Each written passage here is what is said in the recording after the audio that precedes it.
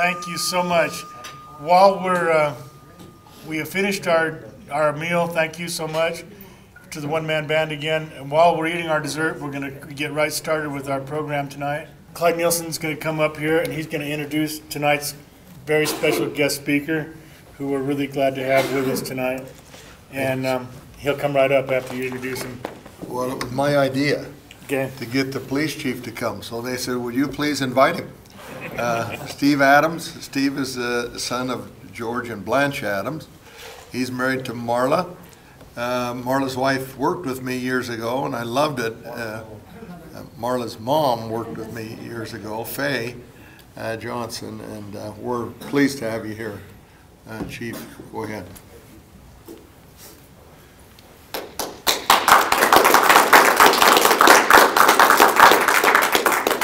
He's got a gun. I have a gun. I hope so. Yeah. I hope so. I debated on how long I wanted to take your time up tonight and decided about 45, 50 minutes. Is that okay with you guys? Sure. I'm just kidding. Sure. I don't have that in me. Sure. You'll all be asleep by then. So Yeah, I'm sure. Actually, Clyde said that. He said, when your wife starts to fall asleep, you're done. So I got to thank the doctor for taking care of my wife. Back when she was 13 years old, she had her appendix out, and the good doctor took care of her. So I guess I've got you to thank for my wife's life, right? But look, Clyde introduced me vicariously with all of you in the room here, and I know quite a few of you have seen you around town, and I really appreciate what the Kiwanis stands for and what they do.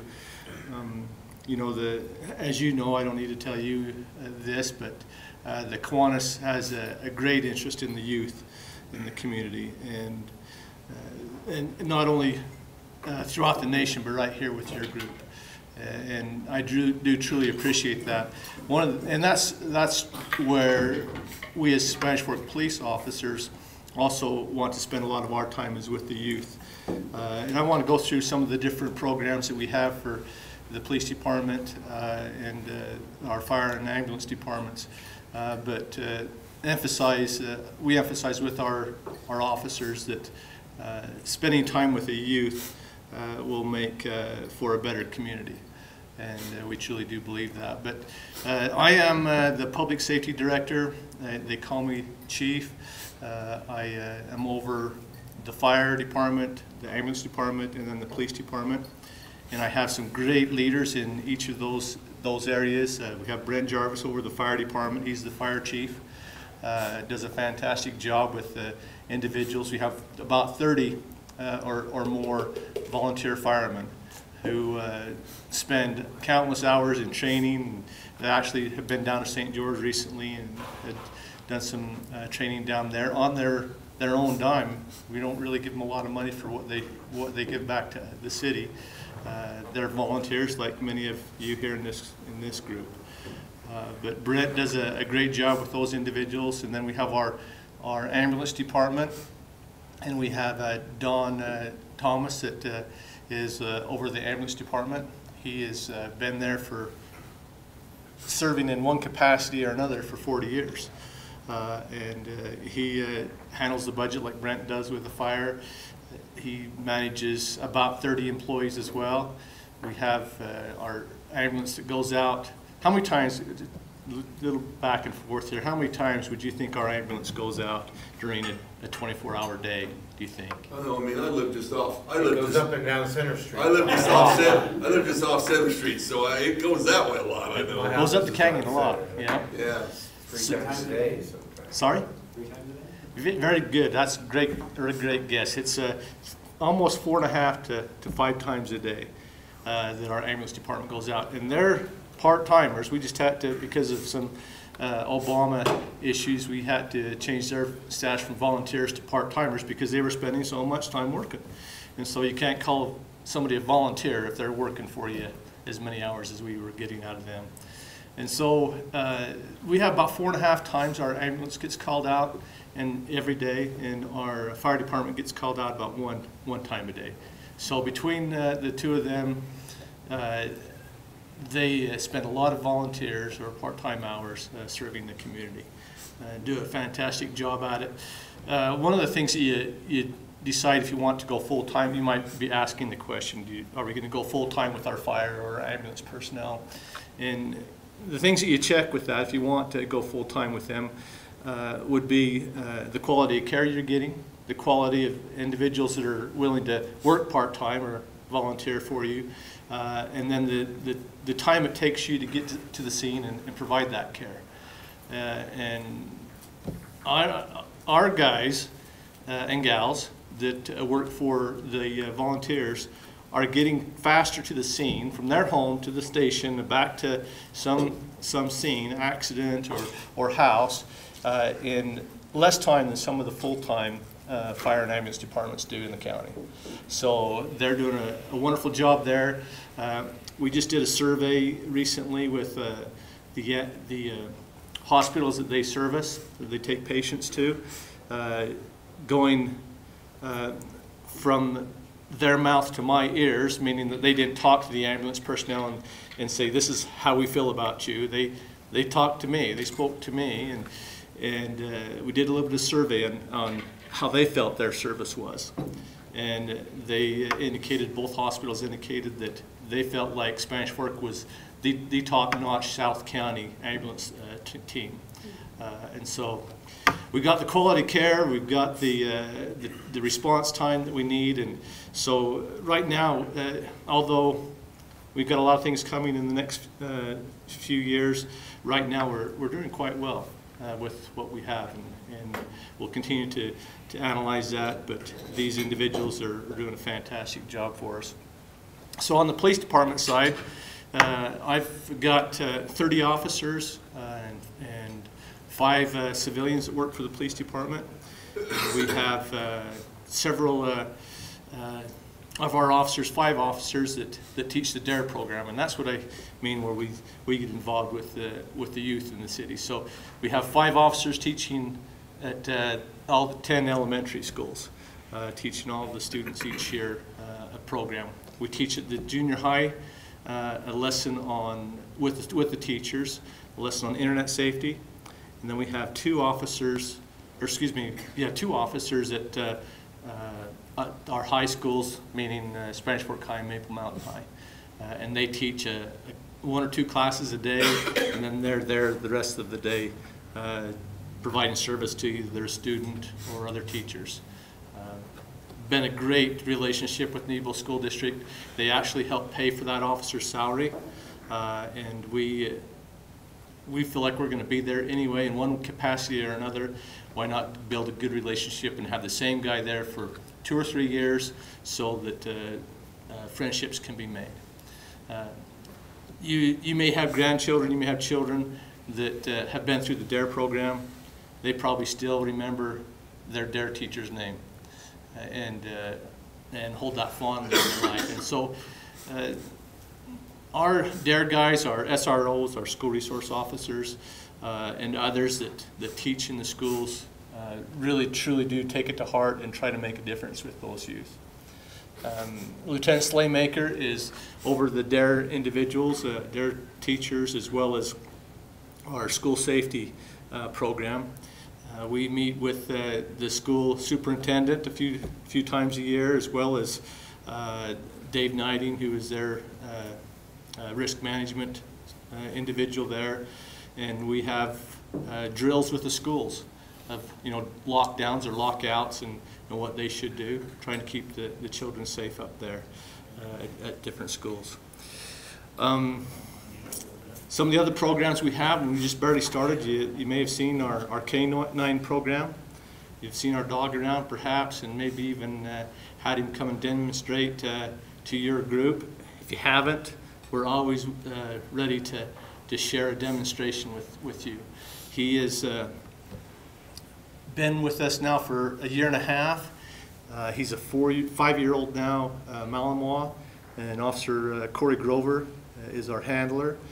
And Corey and this dog, and I'm not sure if you know his name. Does anybody know his name?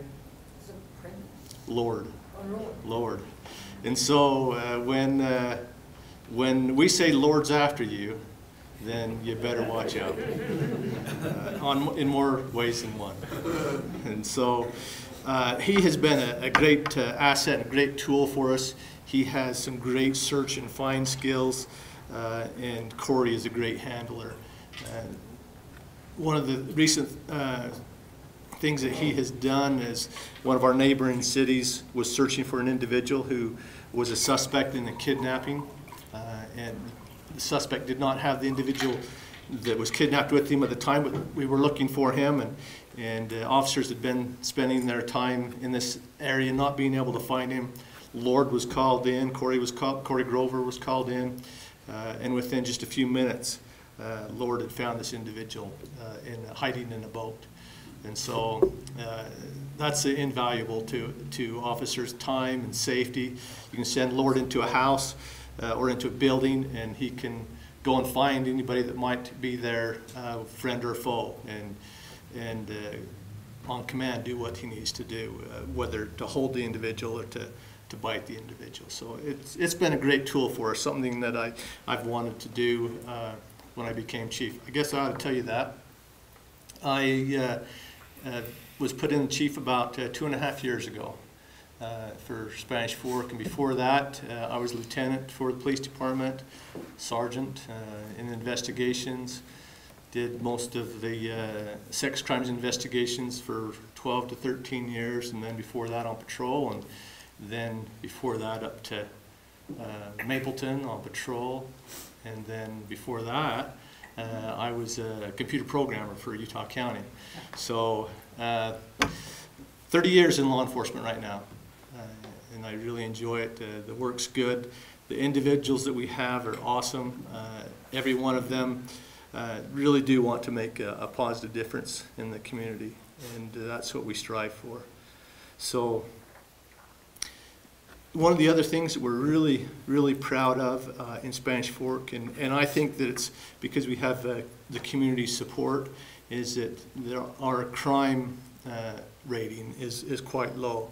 I'm not sure if you compare cities or if you've ever looked at cities before, but our neighboring cities and then other cities that are near our same size have a higher crime rate than we do in Spanish Fork. There's about 6 or 7, maybe 8 different crimes that the FBI and others monitor and get data from, and then they give that information based on the population, a number, and then and tell you what your crime rating is. And Spanish Fork is the lowest in this area around here. We're at 13 per thousand, and I won't tell you the other cities that we compare with, but they're nearby. And the next one, I told you I wasn't going to say. But the next one closest to us is 19 per thousand. So we're at 13 per thousand. The next one is 19 per thousand.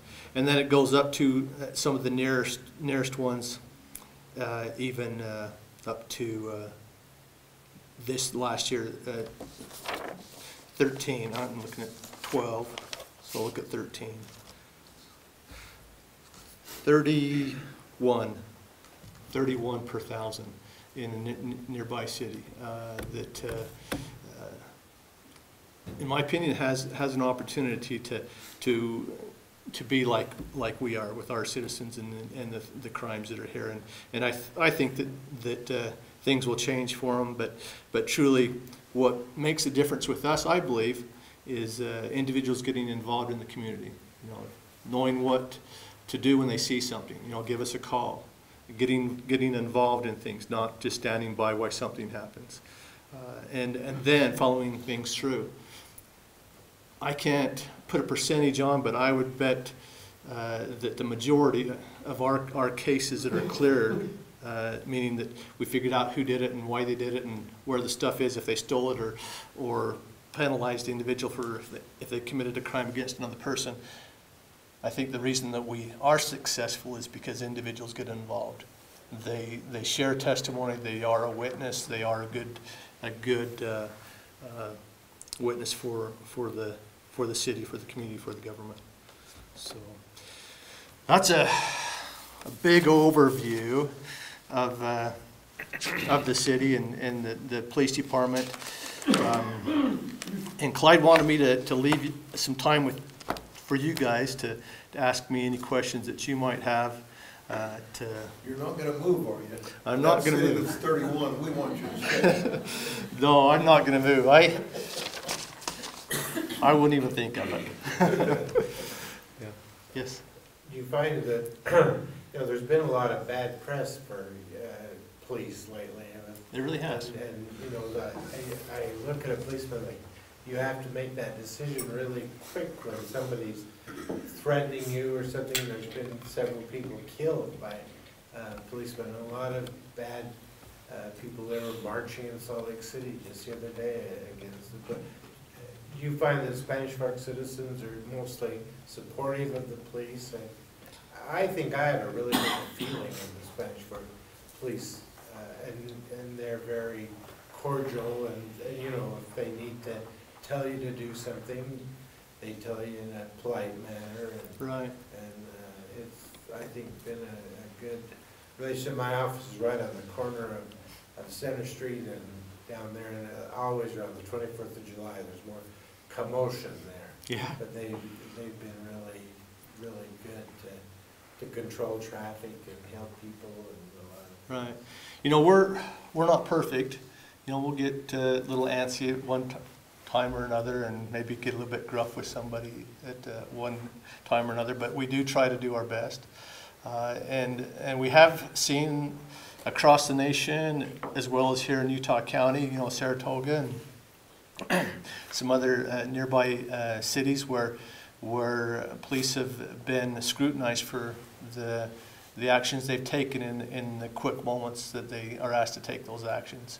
And truly, Spanish Fork, knock on wood, we haven't had to have those. In all of my knowledge in Spanish Fork, we've never had to, a police officer is not, can I get a drink of water, please? A police officer hasn't had to discharge his weapon at another individual. And having said that, I'll give you an example. There's been times when possibly an officer could have made a different decision but chose not to. Several years ago, up on the east side of town, there was an individual who was intoxicated and living in a camp trailer on a farm.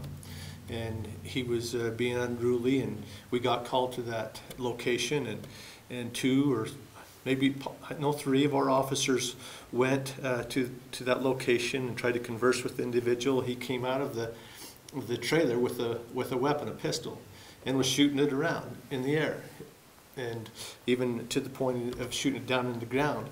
And the officers were behind hay and other things that were concealment but not cover, meaning that if they shot, could go through there. And they used their verbal skills, the things that you've talked about, their abilities there to de-escalate the situation and to de-arm the individual. Didn't have to shoot him, but likely a guy shooting a gun at or near an officer is... They could have been justified. Could have been justified. Yeah. And so... They used their judgment not to. And then just, I think it was 2 or 3 weeks ago, we had an individual who was in his home being unruly. I don't have in my mind if he was on any kind of alcohol or drugs at the time, but nevertheless he had a knife and access to other knives, and two of our officers went in and there's a rule: if an individual has a knife, he can stab you before you shoot him if he's within 22 feet of you. So where the camera is today, if he had a knife and I had my gun, before I got my gun out, he could stab me. charge me and stab me. And so that's the rule.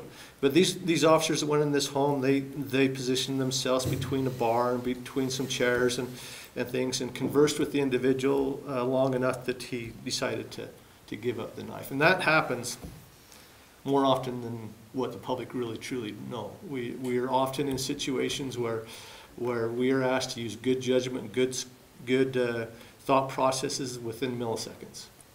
And we try to get all of our officers through enough training that it can become second nature to them, so that they know what they should do when they're asked to do it. One of the things that I made mandatory when I became the chief for an officer to advance in the police department is to go to a crisis intervention team training, meaning that they can get the training needed to combat the situations that they might be put in. One thing I've really appreciated about the police department in Spanish Fork, we have drug-seeking people come in the office, and they, you know perfectly well, and when we were a little smaller and there were more independent docs, they'd be to Dr. Judd's, and then Dr. Foots, and then Dr. Ludlow's, and then to my place, all on the same day looking for shopping for oxycodone or something like that.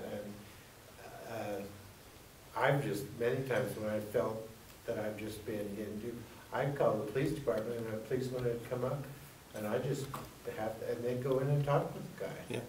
And I really appreciate them doing that and letting him know this is, he can go to jail for that, or, some major problems, and often, a couple of times they took him away, Yeah. I don't know what exactly happened to him after, but I really appreciate the response of the Spanish Fork Police Department, because that's one thing that is becoming more evident is prescription drugs to me, abuse and use, and getting them falsely and then selling them. Right. Yep, that's absolutely true. Do you have a question? I really enjoy watching these shows on TV, the CSIs. Oh. And, what I was wondering is... they're all true. We can all do it in an hour. I'm just wondering, though, do we have access to some of those kind of things around here that say you didn't have 20 years ago that have made your department better prepared? That's a great question. And one of the things that I am proud of is that, and grateful for, is that Dave Euler, the city manager, the mayors, the council members throughout the year, they approve my budget and what we get to spend on things. And one of the things that they've always ensured with us is being trained and having the right training that we need. Not often is a Spanish Fork officer, knock on wood again, is he going to be investigating a homicide. Yet we send somebody to training at least every year, so 2 or 3 individuals to be trained on homicides, homicide investigations, and the right tools to use, to look at the blood spatter and decide, well, what direction was this coming from, and what would cause this kind of injury, and things such as that. And so we do have some excellent trained officers, but having said that, we also have, and we use these often, is the Utah County crime scene investigation team.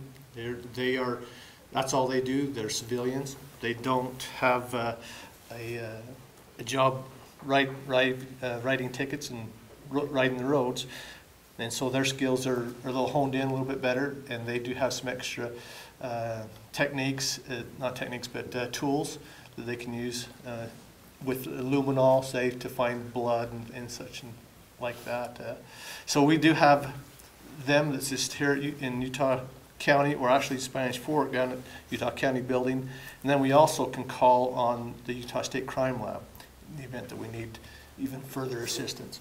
On our last homicide, it was about this time last year. It was in January last year. Do you guys remember the last one we had? We're talking about Sunset Park? Yeah, sorry? The family by the high school. Talking about the officer. Yeah. And so on that homicide, the Boren family, we enlisted all those individuals to assist in investigating that. We felt very strongly that we did not have a continued threat to the community when we went in and started our investigation there. But we still felt like we needed to treat it as if we were going to go to court. I mean, we need to gather every evidence and know everything that we could know about the situation, why it happened and how it happened, and the parties involved. And so we spent several weeks. You know, Sergeant Jackson was our lead investigator on that, did a fantastic job. But 18 other officers from our department, we have 30, 18 other officers from our department all got involved in that investigation. I know the people down in that community, in that little neighborhood, really appreciate how much the police did. I appreciate that. Yeah, and we knew the Borns. Yeah.